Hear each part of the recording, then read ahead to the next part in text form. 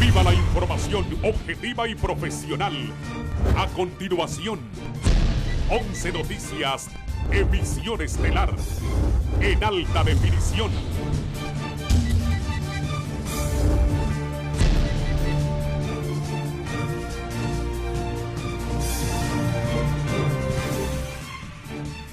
Masacre en escuela de la localidad Uvalde, Texas, Estados Unidos deja al menos 21 personas muertas, entre ellas 18 niños.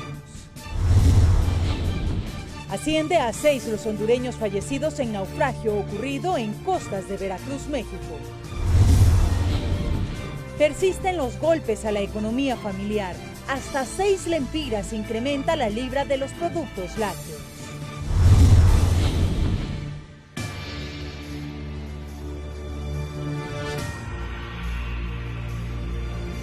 Buenas noches, gracias por estar con 11 Noticias, emisión estelar. Un gusto saludarles, martes 24 de mayo. Buenas noches. Buenas noches, licenciado. Buenas noches a usted que amablemente nos acompaña y se informa con 11 Noticias, emisión estelar. Iniciamos las informaciones, pero conozca antes nuestro segundo bloque de titulares. Extraditan de Panamá a hondureño quien presuntamente mató a 2 personas en el país.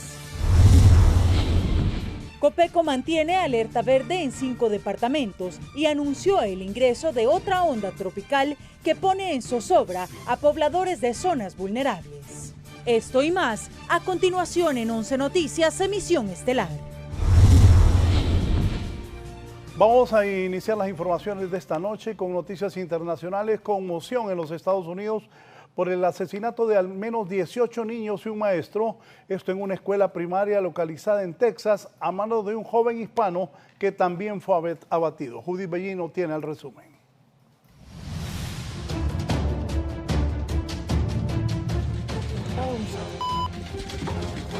Where are they at?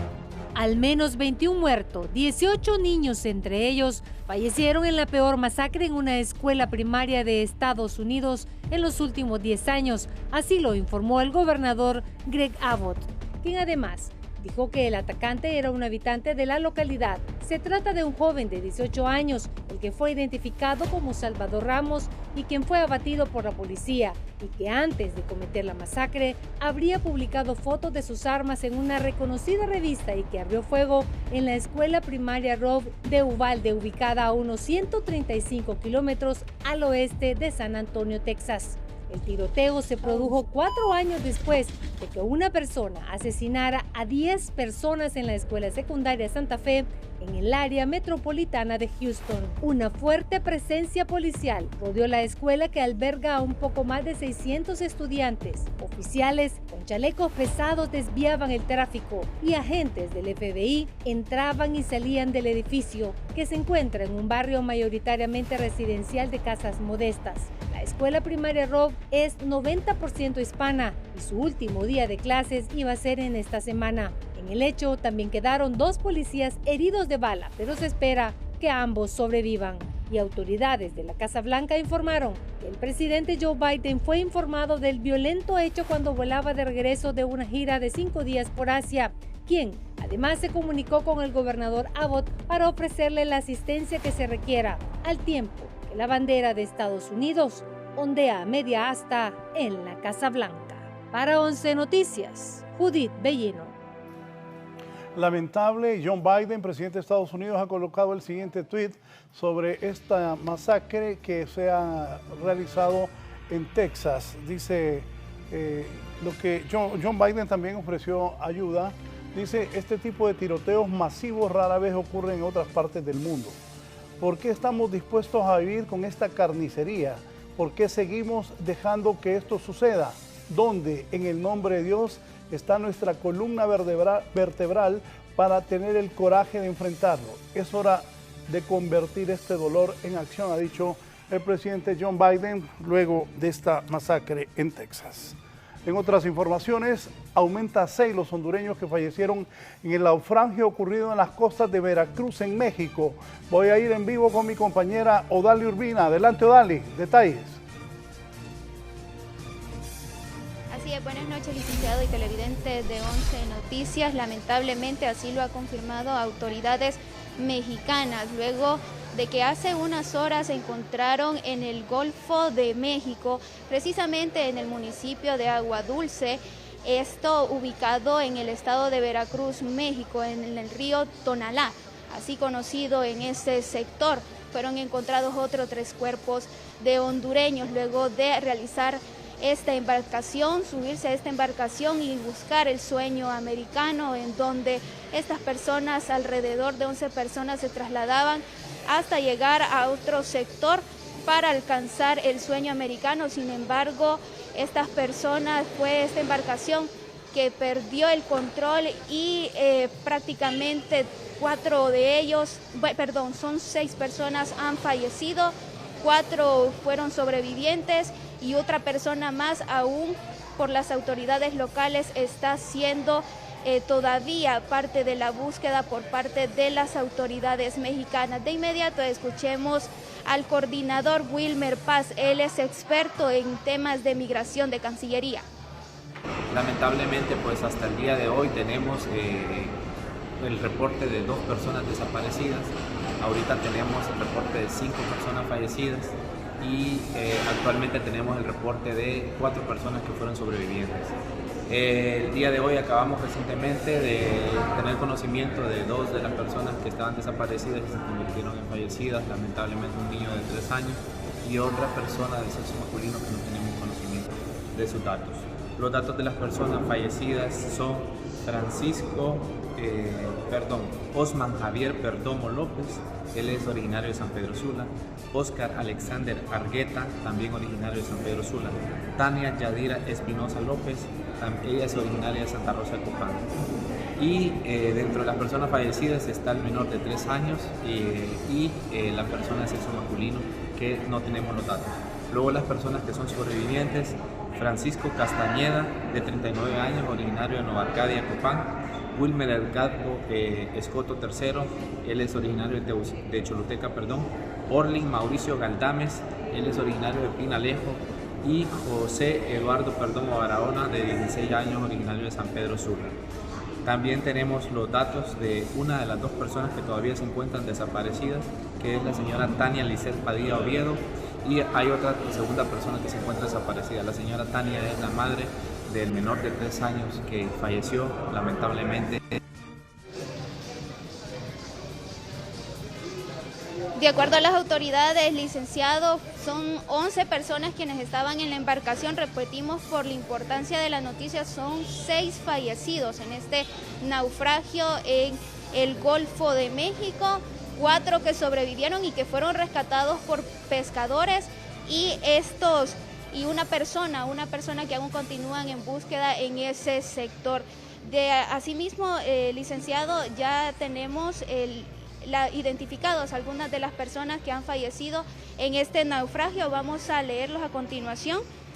La persona número 1 es Tania Yadira Espinosa López, ella era de Santa Rosa de Copán. Osman Javier Perdomo López, de San Pedro Sula. Oscar Alexander Argueta, de San Pedro Sula Cortés. Un menor de 3 años de edad, de San Pedro Sula, y 2 personas que todavía no han sido identificadas. Hasta el momento esta es la información que trasciende y se espera que esta persona todavía se encuentre con vida en el Golfo de México. Licenciado, esto es lo que podemos informar a esta hora de la noche. 6 confirmados muertos y una persona que se espera que esté con vida. Vamos con otras informaciones, Andrea. Así es, licenciado. Shirley Martínez nos cuenta precisamente sobre este tema. Los familiares de Tania Yadira Espinosa López lloran su muerte en el naufragio ocurrido en las últimas horas en el estado de Veracruz, México. Impulsada por los embates económicos que atravesaba y buscando un mejor futuro para sus hijos, Tania Yadira Espinosa López se convirtió en la 7ª víctima hondureña tras un naufragio de migrantes en México. Ella era acompañada por su pequeño hijo, quien desafortunadamente presenció el último suspiro de su progenitora y relató a su abuela el desgarrador momento. Solamente vi cuando a ella le arrebató una ola, que ella le dijo, Mauricio, ponete, acostate en el agua para que el agua te flote, y él solamente eso dice. Y él ya no la pudo ver. Entonces ella dijo que ella mejor Me dijo, mamá, la única salida es de irme, porque yo sé que me llegué en Estados Unidos y yo trabaje, porque era una mujer emprendedora para trabajar. Yo sé que voy a salir adelante con mis hijos y que le voy a ayudar a usted. La mala suerte que no pudo pasar, hasta ahí nomás llegó. La joven era originaria de Quemistán, Santa Bárbara, y sus familiares solicitan con desesperación ayuda para la repatriación de su cuerpo. Yo me voy, me dice, por darles un mejor futuro a ustedes, que yo sé que ustedes allá, primero Dios, si yo paso, yo les voy a dar mejor vida a ustedes, van a estudiar, van a tener un estudio mejor. La frustración y el dolor se ha apoderado de toda su comunidad, quienes la recuerdan como una mujer trabajadora que siempre buscaba lo mejor para sus hijos. Se nos fue una muchacha emprendedora, luchadora. Lo sentimos mucho, pero bueno, tenemos que seguir adelante. Tania Espinosa deja 3 hijos, quienes quedarán a cargo de su abuela materna, misma que arguyó que a pesar de la miseria y calamidad que atraviesa el resto de hondureños, sugiere que no se encaminen en la ruta de la muerte y que no tengan que experimentar estos hechos tan tormentosos y de desconsuelo. Para 11 Noticias, Shirley Martínez. Vamos hasta la zona norte del país. Iris Urbina nos cuenta también el punto de vista de familiares de Óscar Argueta, otra de las víctimas de este naufragio en Veracruz, México. Adelante, Iris. Gracias, Andrea. En este momento ubicados en la colonia Reparto Lempira de San Pedro Sula, y es que la impotencia, el dolor, la incertidumbre se apodera precisamente de los familiares de Óscar Argueta, que aparece en el listado de las personas que lamentablemente fallecieron en México. Y me acompaña la madre de Óscar Argueta, doña Elsa Argueta, quien hace el llamado porque hasta este momento no saben dónde se encuentra el cuerpo de su hijo. Lo único que ustedes conocen es que aparece en el listado de los fallecidos y la certeza de que él ha fallecido de acuerdo a la comunicación que tuvieron con un familiar en Estados Unidos. Cuéntenos el llamado que ustedes están haciendo en este momento. Que yo lo que quiero es que me ayuden para poderlo que lo traigan para acá, para Honduras. Y le ruego por favor a las autoridades que me ayuden para poder velar su cuerpo y darle su cristiana sepultura. ¿Cómo se entera usted del fallecimiento de su hijo? Por medio de las informaciones que están pasando ahí en HCH. Y ahí solo los nombres salen, no salen ahí los cuerpos, pero sí salen los que se perdieron y los que se ahogaron y los que fueron rescatados. Y solo por el nombre de él, Óscar Alexander Argueta, por eso es que yo sé. ¿Cuándo salió el de San Pedro Sula? El 4 de mayo salió, y estaba en un lugar que le dicen el Palenque, ahí estaban y anoche creo que salieron solo para irse a ahogar. La última comunicación que tuvo con su hijo, ¿cuándo fue y qué fue lo que le dijo él? Que estaba muy bien y que no se me preocupara, que orara mucho por él, pero no me dijo que iban a salir. ¿Eso fue cuándo que habló usted? El domingo, como a las 8 de la noche creo que era. Y entonces estuvimos hablando y ahí cortó. Me dijo, no sé cuándo le voy a volver a hablar. Me dijo, pero no me dijo que iban a salir. ¿Sus familiares en Estados Unidos le confirman que en efecto él iba en esa embarcación? Sí, la prima de él que está diciendo conmigo no han hablado, con quien hablan con Victoria. Que le dijeron que ya se daban cuenta ellos que se habían ahogado esos muchachos ahí. ¿Primera vez que él intentaba viajar hacia Estados Unidos? ¿Ya lo había intentado? Él fue una vez, estuvo 4 meses, pero se fue legal, no fue así caminando. Pero él por motivo de, no sé por qué no quiso renovar la visa y volverse a ir legal, intentó por llevarse a sus primos, porque eran 3 primos los que iban. ¿Él dejó hijos aquí? ¿Cuántos? 3 son los que tiene y una que tiene acá 4, pero ya tienen hijos ya. Las que él tenía en su hogar, en poder de él, eran 2, hembra y varón. Muchísimas gracias. Es el llamado de una madre que hasta esta hora de la noche ellos solamente conocen que en este caso su hijo ha fallecido y están solicitando información y al mismo tiempo la ayuda para poder repatriar el cuerpo de su hijo, ya que desconocen en este momento exactamente dónde se encuentra el cuerpo de su hijo, y es por eso el llamado a las autoridades. Con esta información desde San Pedro Sula retorno con ustedes. Gracias, Iris Urbina. Y los testimonios de los familiares dicen que pues estas personas tomaron la decisión de viajar hacia el país del norte por la crisis económica y por la falta de oportunidades en nuestro país. Sin embargo, existe una nueva convocatoria para otra caravana migrante y las autoridades y otros sectores piden a la población no arriesgar su vida en esa peligrosa travesía.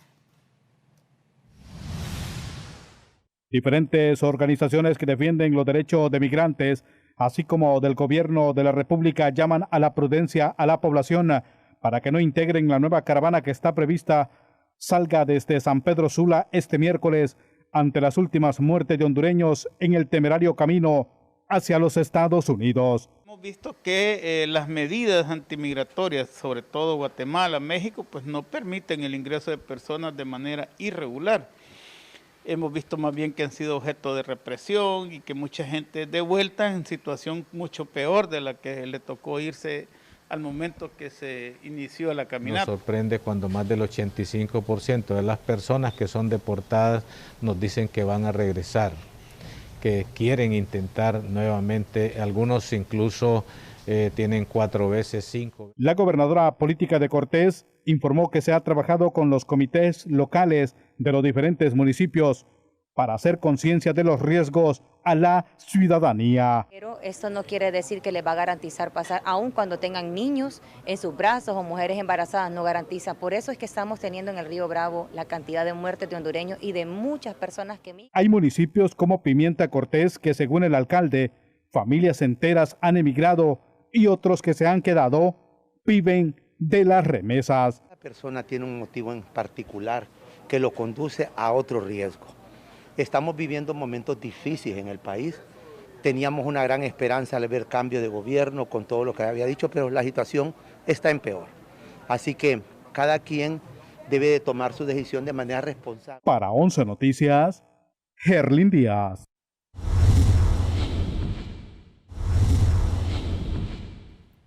Continuamos informándole en 11 Noticias, emisión estelar. La Junta Directiva del Instituto Nacional de Formación Profesional, INFOP, llama a los trabajadores a deponer sus acciones de presión al gobierno. Integrantes de la Junta Directiva del Instituto Nacional de Formación Profesional INFOP hicieron un llamado a los trabajadores que hace 15 días mantienen tomadas las instalaciones de la institución para que desistan de esta acción de presión que vulnera el derecho a la educación de los estudiantes de la entidad, por lo que nombraron una comisión para realizar acercamientos y buscar acuerdos con empleados del INFOP. El servidor quien va a buscar en este momento el acercamiento, sino que más bien ellos para evitar las malas interpretaciones. Así es que ellos sabrán de qué manera armonizar y conducir este diálogo. Los representantes de la empresa privada Ente, formador de jóvenes de extractos populares, esperan una respuesta positiva. Lo que más nos importa es que no se afecte en los estudios, la preparación, que como decía el señor director don Freddy, por 2 años estuvo el INFOP cerrado por el tema de la pandemia. Los mismos representantes de los trabajadores ante el INFOP creen que los miembros del sindicato deben ceder en sus posturas, de lo contrario, los más perjudicados serán los estudiantes. Estamos pidiendo que se agote el diálogo, hacemos un llamado a los compañeros de INFOP que abran la institución, que se sienten, que pongamos los pies sobre la tierra. Los representantes de los sectores que integran la directiva esperan que se piense en función de las mayorías, porque en base a las exigencias, las finanzas del ente propiciarán el cierre definitivo. Que no afectemos a la ciudadanía, al pueblo, que depende realmente de esta institución que tiene una misión muy clara y muy loable. Para 11 Noticias, Giovanni Villalobos. Mientras el INFOP está cerrado, una comisión especial en el Congreso Nacional revela que los institutos de previsión social en Honduras están casi en la quiebra financiera. Una comisión del Congreso Nacional concluyó recientemente un informe que será turnado al Pleno de Diputados sobre la difícil situación que atraviesan algunas instituciones de seguridad social como INPREMA, INJUPEN y el Seguro Social, debido a malos manejos administrativos y a inversiones muy poco rentables que han hecho. Es una situación delicada que tiene correctivos. Esto va por una administración sana, una revalorización con las instituciones que el INJUPEN y el INPREMA tienen prestado dinero, para que se mejoren los rendimientos de estos fondos, porque si no se hace esto, los institutos van a entrar en colapso financiero dentro de unos 12 años aproximadamente. Según los detalles de este informe legislativo, de no cambiarse radicalmente la forma en que estas tres instituciones están siendo administradas, para el caso el INJUPEN tendría fondos hasta el 2032 e INPREMA hasta el 2038, afectando duramente la jubilación de miles de trabajadores.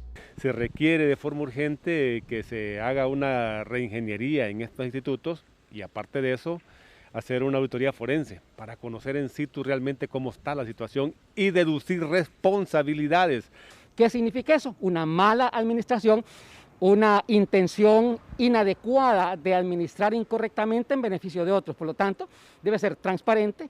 Los analistas consideran que el factor que más ha descapitalizado a estos entes de seguridad social son las inversiones en proyectos que no contribuyen en nada al crecimiento de sus patrimonios.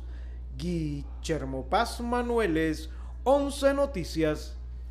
Cambiamos completamente de tema y a continuación hacemos un contacto con Rosa Alvarado y Sami Mustaklem hasta París, Francia. Pepsi te encanta, te mueve, presenta.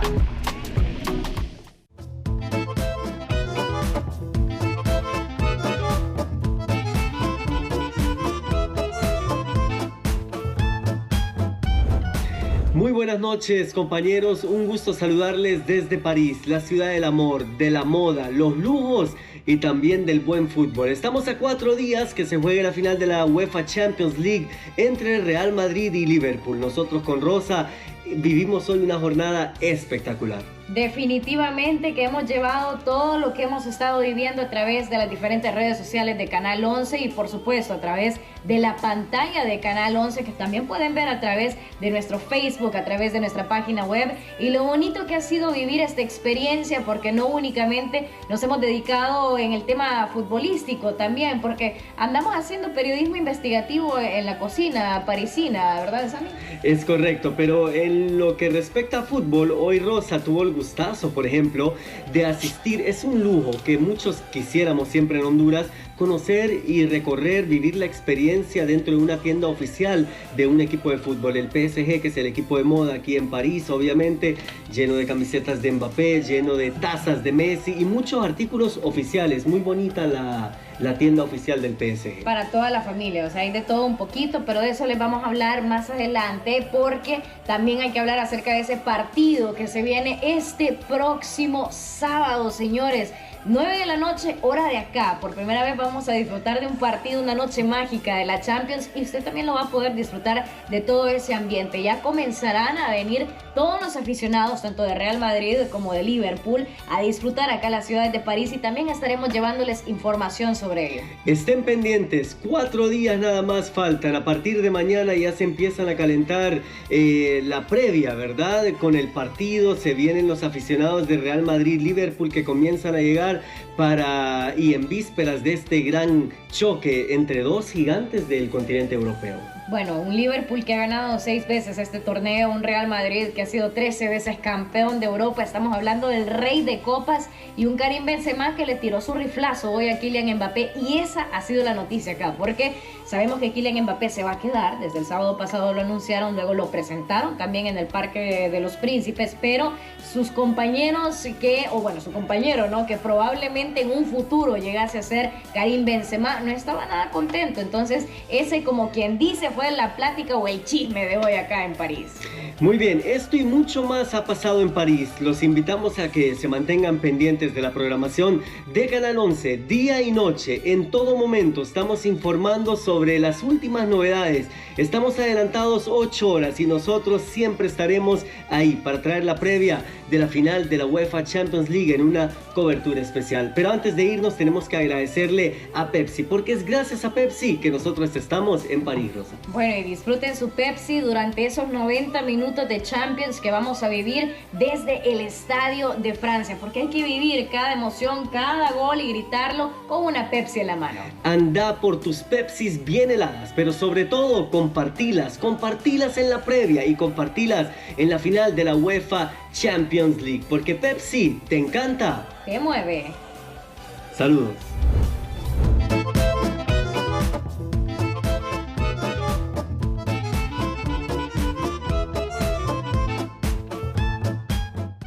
Pepsi te encanta, te mueve. Presentó.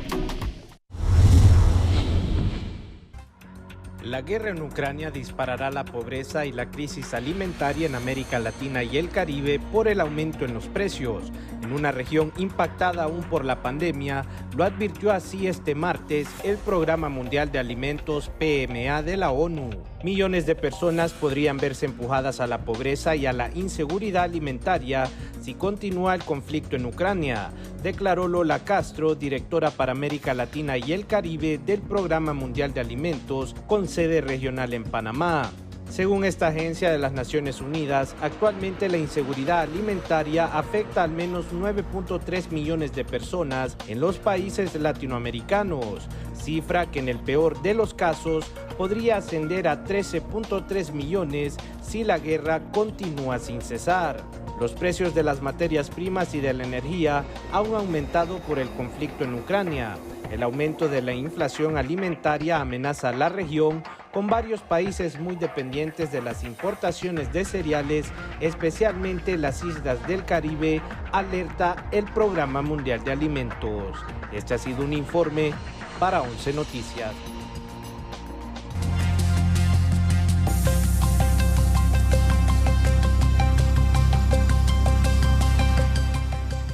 Continuamos con información nacional. Como era de esperarse, las plantas procesadoras trasladan el incremento del precio de la leche a los consumidores, quienes ahora pagan hasta 6 lempiras más por la libra de lácteos. Un fuerte incremento en los derivados de la leche se ha registrado en los mercados de la capital y según personas que se dedican a su comercialización, lo anterior obedece al ajuste de un lempira autorizado en el valor del litro de leche en corral. Al final, ¿quiénes son los perjudicados? Usted que me mira, usted que es pueblo, usted que la canasta básica por donde le busque se ha ido hacia arriba y usted sigue ganando lo mismo. Desde el sector industrial se han pronunciado contra estos incrementos de precios, pese a reconocer que existe una caída bastante significativa en la producción de leche a nivel nacional. De 2.4 millones que producíamos en el 2017-2016, ahora estamos produciendo alrededor de 1.2 millones de litros, 1 millón. Es el momento de decirle también a las autoridades de gobierno ver cómo se controlan esas cadenas de comercialización, que sentimos que al final es lo que más daño le está haciendo al productor. Lo anterior de inmediato ha generado reacciones en las autoridades de gobierno y han reiterado que se analiza aplicar un congelamiento de precios en estos productos. Entonces creemos que los comercializadores también deben de aportar a la situación que se vive y no aumentar sus ganancias, o sea, sacar provecho de esto, ¿verdad?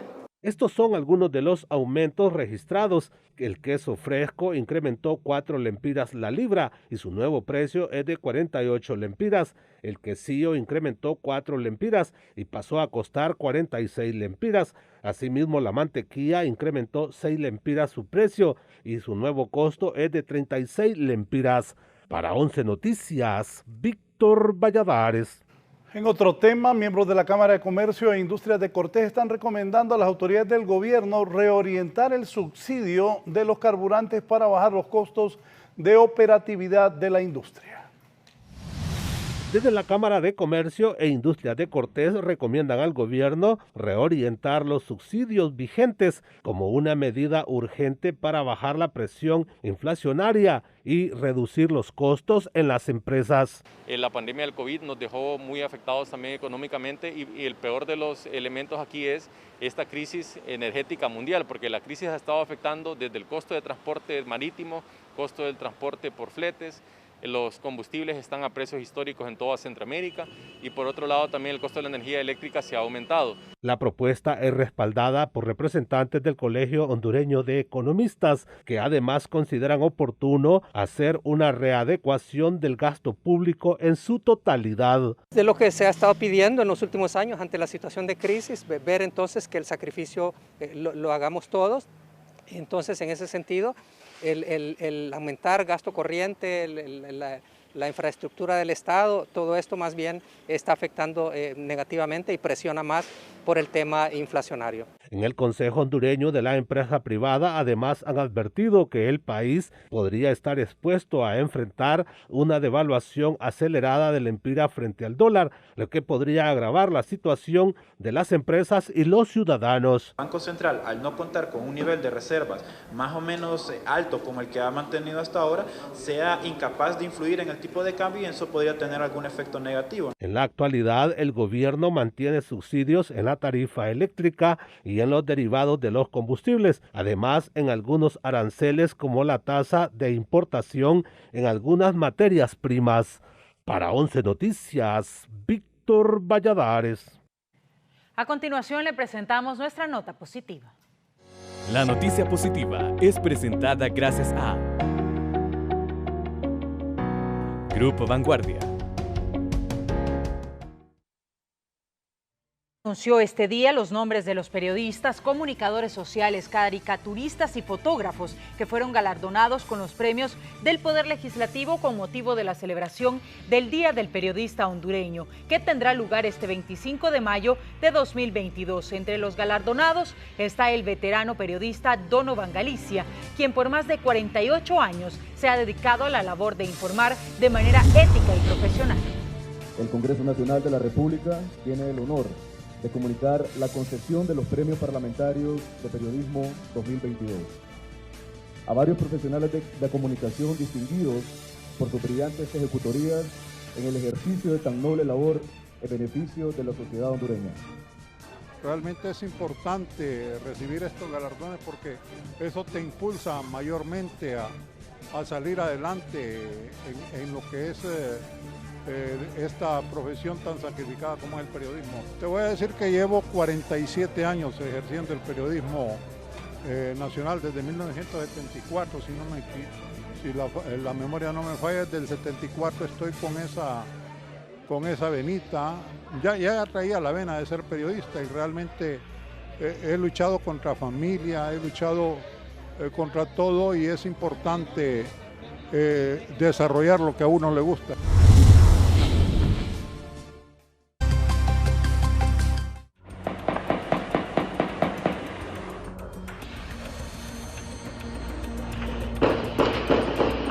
Lo que comenzó con un operativo para la captura de un grupo delictivo de supuestos narcotraficantes se convirtió en una escena de intercambio de disparos en el gigantesco complejo de favelas de Río de Janeiro, en Brasil, dejando el saldo de al menos 22 personas muertas. Según la policía, los agentes fueron recibidos a tiros por los criminales durante una incursión que dejó al menos 13 víctimas mortales, entre ellas 11 civiles presuntamente sospechosos, una vecina de esa región y otra persona de las que no se tienen detalles. Posteriormente, fuentes hospitalarias elevaron el número de fallecidos hasta 22, aunque algunos de ellos aún no han sido identificados. Las víctimas fueron trasladadas hacia un hospital de la zona, hasta donde se desplazaron familiares para reconocer los cuerpos ya sin vida. El objetivo de la operación, según las autoridades, era intentar desarticular el Comando Vermelho, una facción con una ideología de guerra y que es responsable por más del 80% de los enfrentamientos armados del estado de Río de Janeiro. Para 11 Noticias, Jonathan Girón.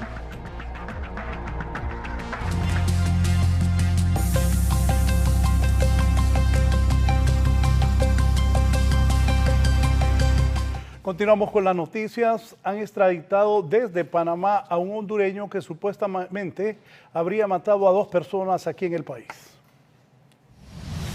Después de varios años de búsqueda por la justicia hondureña, en las últimas horas fue capturado en Panamá el hondureño Omar Vicente Ordóñez Acevedo, alias El Chiqui, de 39 años de edad, encontrado culpable y sentenciado a 40 años de prisión por participar en un doble asesinato en el 2007 en esta capital. Este joven se le supone responsable del delito de asesinato. Es que en el 2007 este joven, en acompañamiento de otras personas, lógicamente, requieren a estos dos ciudadanos en una parada de taxi o buses en este sector del Pantanal, en el sector donde lo trasladan de manera involuntaria, lógicamente privando injusta de su propia libertad, y posteriormente le quitan la vida en lugares aledaños de la represa de Los Laureles. Una vez capturado por la Interpol Panamá, Osman Vicente Ordóñez Acevedo fue traído en un vuelo comercial con destino a Palmerola, luego trasladado bajo fuertes medidas de seguridad vía terrestre hasta la capital y presentarlo de inmediato ante el juzgado de ejecución, donde se le ventila su caso. Posteriormente, esta persona es requerido por las autoridades, se somete al proceso penal. Sin embargo, al momento de hacer un cambio de medida cautelar, esta persona pues huye de nuestro país y de esta manera lleva 15 años prófugo de la justicia. De acuerdo a las autoridades, en el doble crimen, donde supuestamente Osman Vicente Ordóñez Acevedo, hubo 2 participantes más que guardan prisión en una cárcel en Francisco Morazán. Sin embargo, la madre de la hora, el extraditado, niega que su vástago haya participado en actos criminales. Y en esta ocasión yo solamente estoy pidiendo que haya justicia para mi hijo, que esta ocasión, esta vez, mi hijo está corriendo peligro, la vida de mi hijo tiene precio, entonces la cabeza de mi hijo tiene precio, entonces por eso tenemos que protegernos como la familia que somos. Las autoridades investigan si Ordóñez Acevedo formaba parte de grupos delictivos, porque cuando ocurrieron los hechos, su trabajo era de cobrar en una de las rutas de Comayagüela. René Amaya, 11 Noticias. Mientras tanto, aquí en Tegucigalpa, un desconocido se armó de valor y asesinó en el interior de un negocio a 2 supuestos extorsionadores. 2 jóvenes que, según pesquisas de la Fuerza Nacional Antimaras y Pandillas, recolectaban el impuesto de guerra en un sector de la colonia Brisas de Oriente de la capital, fueron abatidos por un desconocido dentro de un negocio al que ingresaron para exigir la irregular cuota. En cuanto a las 2 personas que perdieron la vida, a quien se le supone que eran extorsionadores, hasta el momento no se da veracidad de qué estructura organizada criminal pertenecen y quién ordenó lo que es la muerte de estas personas, en lo cual lamentamos el hecho y el dolor de los familiares, ¿verdad? En cuanto a eso, como les reitero, hay un equipo realizando las investigaciones y en su defecto sí eran cobradores de extorsión. Hasta el momento no puedo dar aclaraciones de qué estructura organizada pertenecen porque se está realizando el proceso de investigación. A criterio de los entendidos en el tema, la reacción de un sector de la población muestra que ya se cansó de ver impotente cómo estas agrupaciones hacen de las suyas con los emprendedores.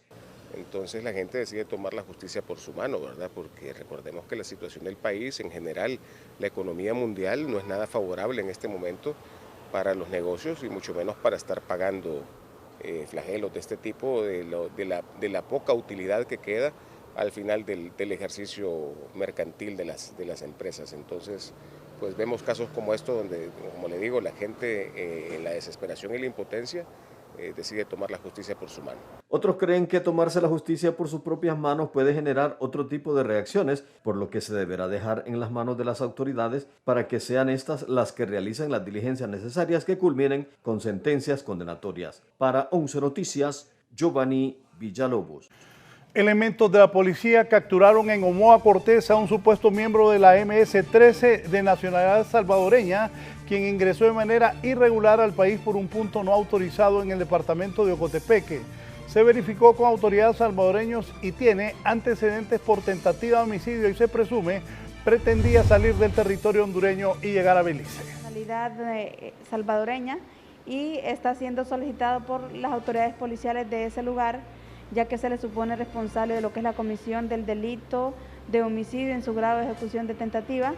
Esta persona tiene lo que es una alerta internacional y de igual manera, debido a la situación de la República de El Salvador con el estado de sitio, esta persona, según el informe preliminar, iba huyendo hacia lo que es el país de Belice para refugiarse en ese lugar y no responder por los ilícitos cometidos en ese país de El Salvador. Jonathan Girón nos cuenta que el Ministerio Público logró sentencia condenatoria para las autoridades del centro penitenciario de Comayagua por ser los principales responsables del incendio que acabó con la vida de 360 privados de libertad en el año 2012. El Ministerio Público logró sentencia condenatoria para las autoridades del Centro Penitenciario de Comayagua, quienes eran los encargados de la toma de decisiones durante el incendio de grandes proporciones que dejó la muerte de 360 privados de libertad en 2012. El juicio, que se había realizado en el año 2017, absolvió de responsabilidad a algunos de los imputados. En su momento, solamente fue sentenciado José Mejía por el delito de violación a los deberes de los funcionarios. Sin embargo, la Sala de lo Penal de la Corte Suprema de Justicia ordenó que se repitiera el mismo, encontrando culpables a 4 de los oficiales que estuvieron presentes en esa trágica noche del 14 de febrero del 2012. Según las investigaciones, el siniestro comenzó en el módulo número 6, donde se albergan 106 internos, quienes no pudieron escapar de las llamas debido a que las puertas estaban cerradas, mientras estas se fueron extendiendo a los siguientes módulos. Entre los condenados se encuentran el exdirector del Centro Penitenciario en Comayagua, Wilmer López Irías, y el encargado de las llaves de las celdas, José Víctor Mejía, además de Rito Llanes Licona, encargado de la seguridad, y Santos Soriano López, quien fungía como comandante de guardia.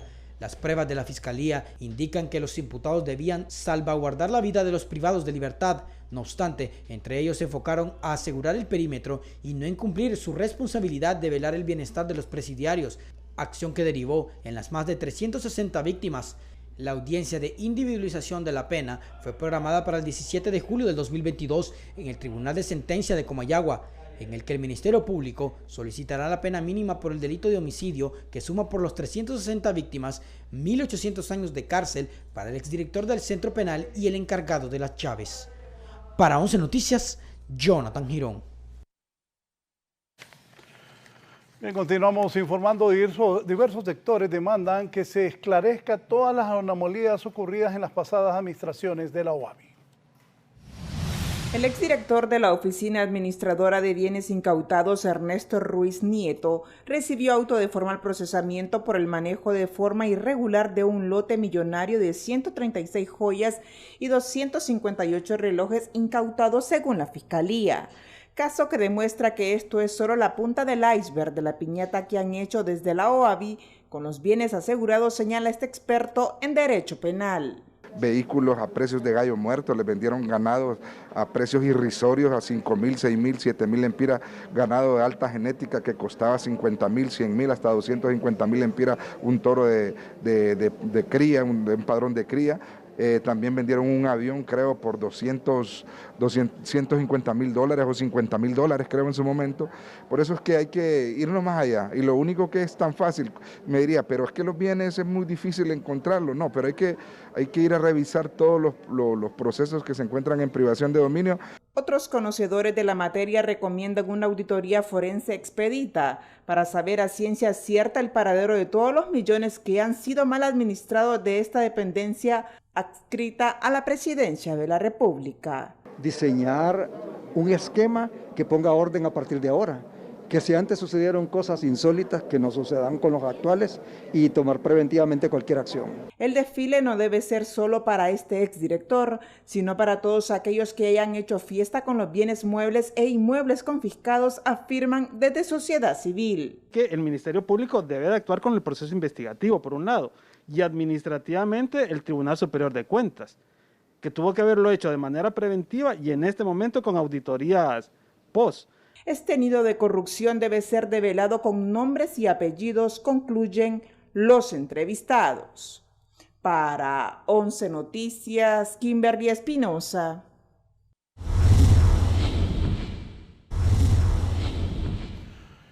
Vamos con Gisela Calix. Tome sus precauciones, va a llover desde el jueves. Gisela. Para las próximas horas se espera que caigan lluvias sobre la capital y en otros sectores del país. Autoridades del Servicio Meteorológico Nacional monitorean una onda tropical que ingresará el jueves y que podría dejar intensas lluvias. Las autoridades advierten que se vive una semana con condiciones atmosféricas inestables y que las precipitaciones en la capital de la República y en la parte de la zona sur del país serían intensas. Debido a la convergencia de viento de humedad, ¿verdad? Provenientes del Mar Caribe y del Océano Pacífico, estará generando pues lluvias y chubascos acompañados de tormentas eléctricas. Los mayores acumulados pues se encuentran en la región sur, en la región central, occidental, suroriente y suroccidente. La preocupación es constante para la Comisión Permanente de Contingencias COPECO porque los suelos en las zonas vulnerables están saturados por las lluvias que han dejado otros fenómenos naturales, lo que plantea un inminente riesgo, por lo que llaman a tomar las medidas preventivas para evitar tragedias. El nivel de saturación que observamos ya en la tierra, especialmente en el Distrito Central. Necesitamos horas sol para ganar capacidad de absorción y a veces los días son muy nublados, por lo tanto la lluvia que se pueda generar para los próximos días ya encontrará un nivel de saturación muy amplio, con un nivel porcentual muy arriba de lo normal. Mientras el temor sigue haciendo presa en familias que ya han sido afectadas en sus viviendas y que con el anuncio de más eventualidades temen que su realidad sea aún más dura, con mayor peligro para su integridad física. En esos momentos uno está pendiente, pues si cualquier cosa usted sabe que la cosa material se deja ir y uno se salva su vida porque vale más la vida de uno, no las cosas. Gisela Calix, 11 Noticias. Gracias, Gisela. Mañana en Europa, Roma versus Feyenoord. Nos tendrá detalles en un momento Marlo Mejía. Así es, licenciado. Nos despedimos de 11 Noticias, emisión estelar, pero quédense con el gallo de los deportes con el resumen deportivo. Buenas noches.